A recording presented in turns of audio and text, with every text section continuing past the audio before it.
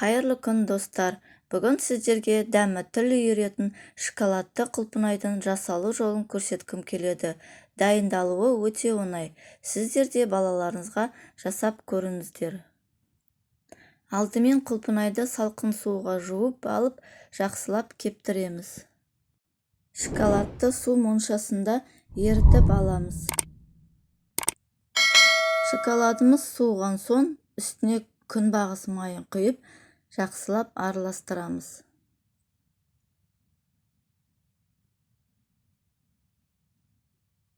Шпажкаға құлпынайларды түйреп, шоколадты сұйықтыққа аунатамыз. Енді шоколадты құлпынайды безендіріп шығамыз. Уатылған грецкий орехпен, кокосовый стружкамен немесе осындай әдемі моншақтарды сеуіп шықса болады. Өзіңіздің қалауыңызға қарай ою-өрнек салуыңызға да болады. Содан соң 30 минут тоңазытқышқа салып қатыру қажет. Шоколадты құлпынайды әсемдеп болдым.